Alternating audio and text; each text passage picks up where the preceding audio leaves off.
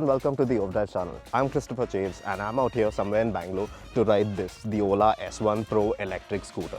Now it's been a long time coming. We've been waiting to get our hands on this scooter, and now we're already well versed with what the specifications of these scooters are, the S1 and the S1 Pro, and we also know of the many features that it comes packed with. Now, if you're not too familiar with that, there's another video explaining all those features, and now we finally gotten our hands on it to tell you what riding it is all about. Now, what really stands out about the S1 Pro scooter its big broad seat and that big 7-inch TFT touchscreen display. They physically look a lot larger than anything we've seen currently on any scooter out here in India. The single-sided telescopic front suspension gives you a lot of front alloy to look at, which is unique and appealing. The scooter's bodywork also consists of just 5 color panels that are smooth and curvaceous, and with that cute headlight, looks very lively, youthful and fun overall. However, we did notice a couple of panel gaps in some of the scooters, and even the rubber foot mats didn't fit flush on some of the scooters, so that did look a bit off. The overall design of the scooter looks well thought of, and the only aspect that I really didn't appreciate was the fact that the center tunnel runs from the front of the scooter under the footboard to the seat. Now this prevents the S1 from having a flat area for your feet, which would give you a lot of room to move about, and also if you were to carry something with you on your journey, it wouldn't sit flat between your feet. Now it's not a big and alarming problem, it's just not a very convenient aspect. The seat is very comfortable and it's broad, tapered towards the front, and is very comfortable for the pillion and rider as well. Should be good for fairly long stints in the city, which is primarily where this scooter is targeted to function. Now the underseat storage is pretty decent as well, 36 liters of storage, and it's rather flat to be honest, so a full face helmet is never going to fit in there, but there is a decent amount of space for your half face helmet.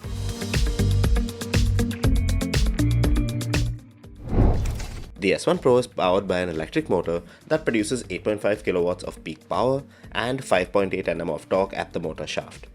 Now this is the same motor that features in the lower S1 variant as well, just that this Pro model gets the bigger 3.97 kWh battery over the regular S1's 2.89 kWh unit.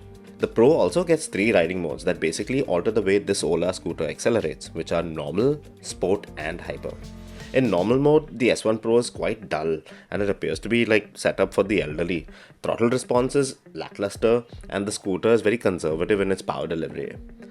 In sport, the S1 Pro comes alive, and it's here where you'll experience a livelier throttle response and just basically a willingness to overtake. Hyper mode is for when you really want to have some fun on the run. Here you'll see the numbers on the digital dash climb very rapidly. Now Ola claims that the Pro can accelerate from 0 to 40 kmph in just 3 seconds, and it feels more than capable of managing the sprint time. We rode the scooter in hyper mode for most part because, well, yes, it's the most fun mode of the 3 to be in, and we just had a limited amount of time to spend with the scooter. But after riding around for just around 15 kilometers or so, we found the S1 Pro to lose power randomly when we opened the throttle. And when we raised this issue with Ola, we were told that the scooter was currently running a software that was in its beta phase, and due to the heat generated by the motor in hyper mode, the sensors would tell the battery management system to manage power more conservatively and therefore cut power as it's off it.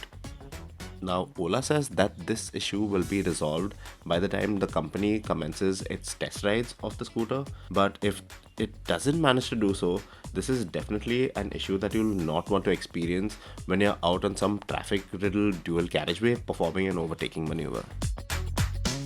Now as far as braking is concerned, I really like the brakes and tyre setup of the S1 Pro.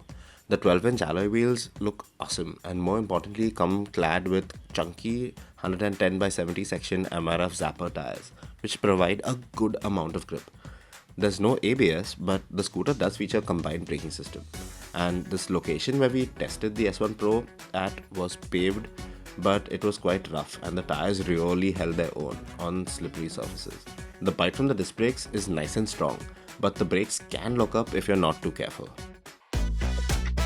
The S1 Pro is a very silent scooter when you set off. Of course, before that, there are some audible cues that tell you that the scooter has been switched on, has entered ride, park or in reverse mode, but once you set off, the S1 Pro is as quiet as a mouse. Wind and road noise are what you'll hear for the most part, and although there is a bit of whine from the motor as you pick up the pace, it's not at all intrusive. Now the seat is at a very accessible height for somebody who's as tall as me at 5'9", and even vertically challenged riders won't find this to be a problem. The turning radius of the scooter is good, and even if you're stuck in a tight spot while parking, the reverse mode would definitely help you out there. The S1 Pro feels very light on its feet, and most importantly is very rider friendly. The Ola Electric features a tubular chassis which allows it to exude commendable road manners as well as have sharp and almost effortless handling characteristics. It isn't shy of being chucked into corners at high speed as well.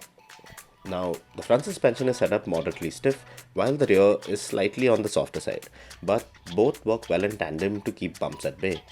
What also helps matters more is the fact that the seat comes with soft cushioning and is broad, and this makes the arrangement very comfortable for both rider and pillion. Now our stint with the S1 Pro this time around has been very short, and we only had time to check out some of its basic functional features via the touchscreen, like the underseat storage release and some other basic settings. But we didn't really get to check out the more important range and charging capabilities of the S1 Pro. And you'll have to wait till we actually get our hands on the scooter for a longer period of time to really find out and tell you what that is all about. However, this time around we didn't get to experience the scooter's regenerative properties. Now, the S1 Pro comes with a force regeneration system, which basically serves as a way of keeping the battery charging by converting kinetic energy into electrical energy, and you can basically charge your battery on the go by force shutting your throttle. Now, this is a slightly odd way of going about it, because if you're coasting and being trailed by traffic and then suddenly choose to engage the force regeneration function, this basically slows the scooter down in a manner similar to light braking, and there's no visual indication through the taillights that you're actually doing so, and therefore this exercise could be potentially hazardous to both you and other road users.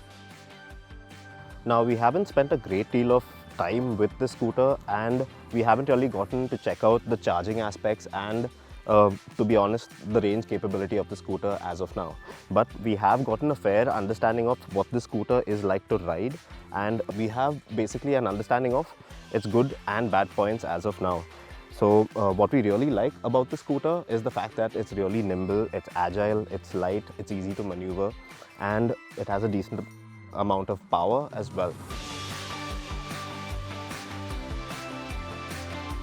To summarize it all, the scooter, the S1 Pro, is a really nice scooter to ride.